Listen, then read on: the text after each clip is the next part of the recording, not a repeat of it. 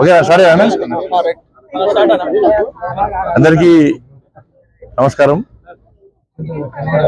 శ్రీ విద్యారణ్య ఆవాస విద్యాలయంలో రోజు ఒక బిల్డింగ్ ప్రారంభోత్సవానికి ప్రత్యేకంగా రావడం జరిగింది.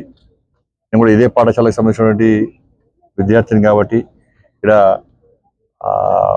ఈ పూర్వ విద్యార్థి దీనికి అధ్యక్షుడైనటువంటి అర్జున్ గౌడ్ గారు ప్రత్యేకంగా వారి చొరవతోని వారి స్వతగా ఇలా బిల్డింగ్ నిర్మాణం చెప్పడం జరిగింది. దానిలో భాగంగా ఈరోజు విద్యార్థులను తల్లిదండ్రులను ఉపాధ్యాయులు కలవడానికి రావడం జరిగింది. ముఖ్యంగా తెలంగాణలో కాంగ్రెస్ పార్టీ ప్రభుత్వం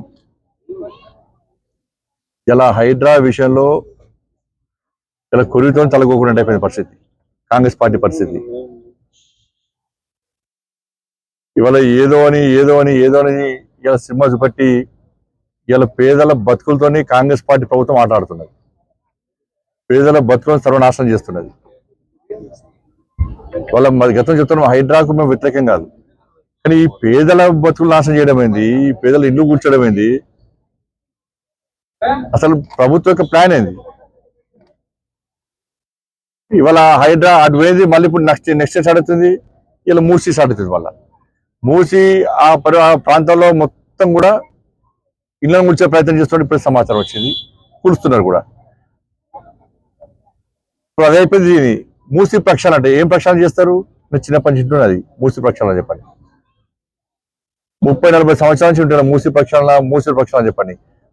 అంతకుముందు ఆ జపాన్ నిధులు ఖర్చు పెట్టారు, నెక్స్ట్ జమైకా నిధులు ఖర్చు పెట్టారు. మరి ఏదేమైనాయో ఒకనో హుస్సేన్ సాగర్ నీళ్ళు కొబ్బరి నీళ్ళు చేస్తానండి, ఆయన ఫామ్ హౌస్ వాడండి. ఆయన పోయి ఇది బంద్ చేసి అద్దె అవుతుంది. ఇప్పుడు ఇక అది కొబ్బరి నీళ్ళు అయితే దాన్ని అదే కలుపుకొని తాగుతుండే కావచ్చు. ఆడపోయి ఉన్నాడు. కాళేశ్వరం పేరుతోనేమో 1,00,000 కోట్లు నాశనం చేసి ప్రజల మీద భారం పెట్టిండు. ఇప్పుడు వీళ్ళేమో మూసినది పక్షాల కోసము 1,00,000 కోట్లు ఖర్చు పెడతారట.